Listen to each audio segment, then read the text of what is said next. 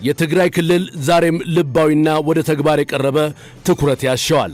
አሁን በዚህ ወቅት በክልሉ ያሉ ዜጎች ፖለቲካዊ፣ ኢኮኖሚያዊና ማህበራዊ ዋስትና ማጣታቸውን አይቶ ዝምታን የሚመርጥ መዋቅር ሳይሆን ጠንካራ አፈጻጸምን ዜጎች ይሻሉ። በትግራይ ክልል የነበሩ የኢትዮጵያ አካባቢዎች ዛሬም በኤርትራ ሰራዊት ተይዘዋል። መቼና እንዴት የሚሉት ጉዳዮች እስከ ዛሬ ተድበስብሰው ቢቆዩም ዛሬ ሲነገሩ አማራጭ ሰላማዊ መፍትሄም አብረው ሊቀመጥ ይገባል።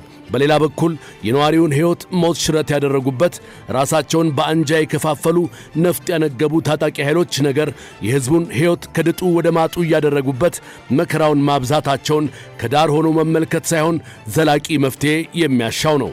የክልሉን ሰላም ለማረጋጋት ሕዝቡን እንደ ዜጋ ለመጠበቅ የተነጠቁ ቦታዎቹን ለማስመለስ የደቀቀው ምጣኔ ሀብት እንዲያገግም ከማጽናኛ ቃላት በላይ ጠንካራና ቆራጥ ውሳኔዎች በላይ የተጨመሩ መከራውን ያበዙበት ራስ ወዳዶችን ነቅለው የሚጥሉለት እስካልሆኑ መከራው አይቀልም።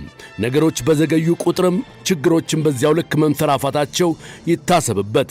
መፍትሄዎችና ውሳኔዎች ጊዜና አቅም አይፍጁ፣ ከፈጁም ውጤት አልባ ይሁኑ።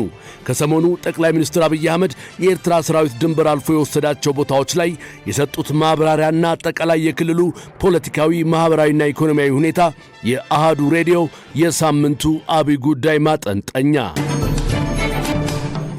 ወቅታዊ ሀገራዊ ጉዳዮች፣ የሰሜኑ ጦርነት፣ የጦርነቱ መንስኤ እንዲሁም አሁን በክልሉ ያለው ውጥረት እንዲሁም ከሻዕቢያ ጋር የተያያዙ ጉዳዮች ጠቅላይ ሚኒስትር አብይ አህመድ በነበራቸው ቆይታ ካነሷቸው ቁልፍ ጉዳዮች መካከል ናቸው።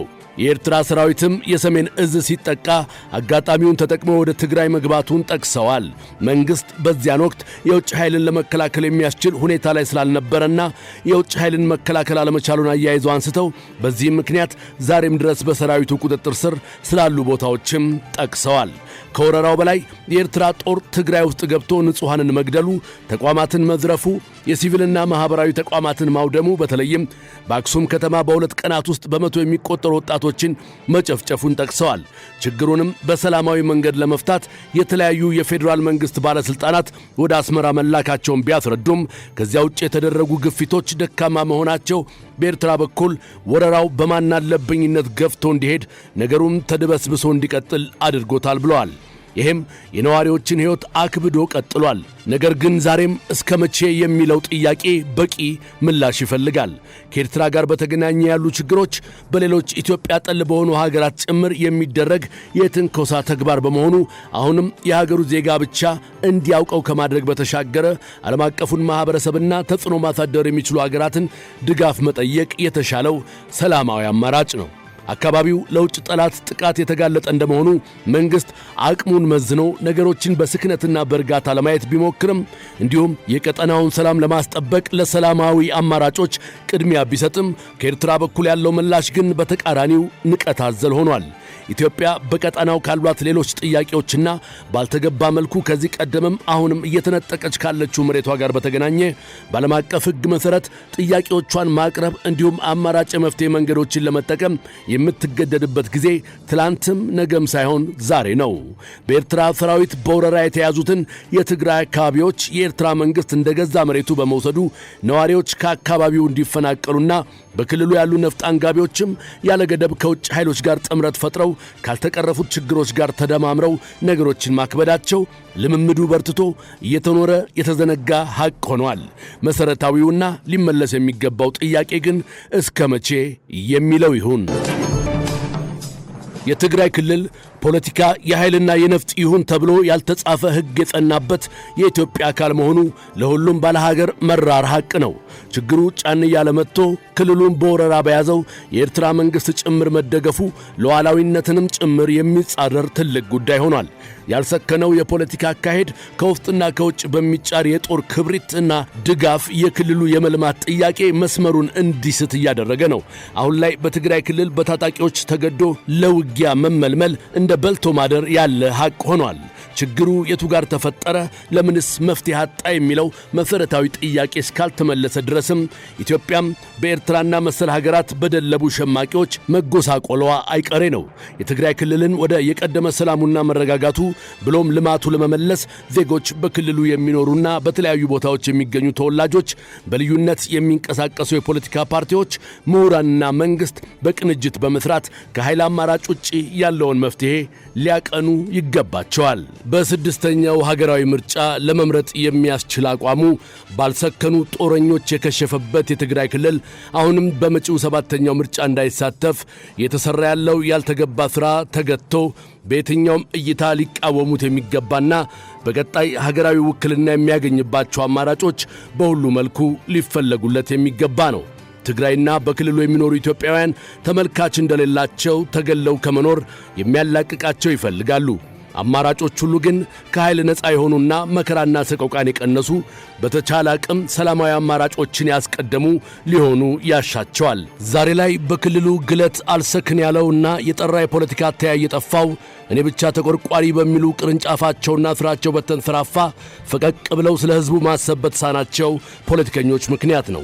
የተራዘመ የዜጎች የመኖር መብት በተወሰኑ ኃይሎች ክንድ ስር ሲወድቅ እንዲሁም ክልሉን ብቻ ሳይሆንም ሀገርንም አደጋ ላይ የሚጥል ተግባር ሲፈጽሙ አይቶ እንዳላየ ማለፉ ብሎም ክልሉን አርቆ ማስቀመጡ የተባባሰ ችግርን አዋለደ እንጂ መፍትሄ ሲሆን አልታየምና በንግግር፣ በውይይት፣ በድርድር ስለ ሕዝብ ተብሎ በሚታሰብ ሰላማዊ አማራጭ በሙሉ ፈር የለቀቀው አካሄድ ልጓም ሊበጅለት ይገባል ሲል አሃዱ ያምናል።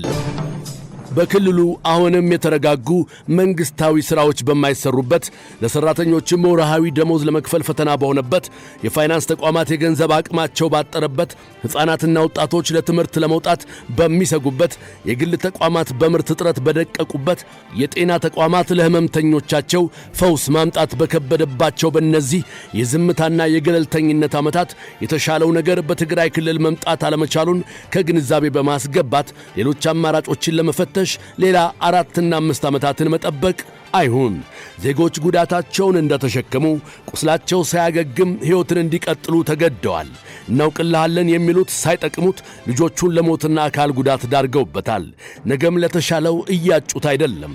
ታይተው የታለፉት እነዚህ ወንጀሎች ነገም ሲደገሙ እንደ ሰርክ ግብር ከመቁጠር ይልቅ እዚህ ጋር ይብቃ ብሎ የተሻለውን ሰላማዊ አማራጭ ለመጠቀም ከፌዴራሉ መንግሥት የቀረበ አይኖርምና በሁሉም መንገድ ወደ ሰላም ለመጠጋት ጥረቶች አይታለፉ።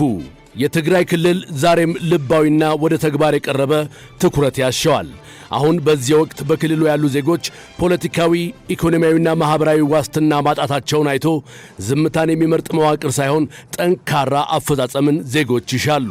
በትግራይ ክልል የነበሩ የኢትዮጵያ አካባቢዎች ዛሬም በኤርትራ ሰራዊት ተይዘዋል። መቼና እንዴት የሚሉት ጉዳዮች እስከ ዛሬ ተድበስብሰው ቢቆዩም ዛሬ ሲነገሩ አማራጭ ሰላማዊ መፍትሄም አብረው ሊቀመጥ ይገባል። በሌላ በኩል የነዋሪውን ሕይወት ሞት ሽረት ያደረጉበት ራሳቸውን በአንጃ የከፋፈሉ ነፍጥ ያነገቡ ታጣቂ ኃይሎች ነገር የሕዝቡን ሕይወት ከድጡ ወደ ማጡ እያደረጉበት መከራውን ማብዛታቸውን ከዳር ሆኖ መመልከት ሳይሆን ዘላቂ መፍትሄ የሚያሻው ነው። የክልሉን ሰላም ለማረጋጋት ሕዝቡን እንደ ዜጋ ለመጠበቅ የተነጠቁ ቦታዎቹን ለማስመለስ የደቀቀው ምጣኔ ሀብት እንዲያገግም ከማጽናኛ ቃላት በላይ ጠንካራና ቆራጥ ውሳኔዎች በላይ የተጨመሩ መከራውን ያበዙበት ራስ ወዳዶችን ነቅለው የሚጥሉለት እስካልሆኑ መከራው አይቀልም። ነገሮች በዘገዩ ቁጥርም ችግሮችን በዚያው ልክ መንሰራፋታቸው ይታሰብበት።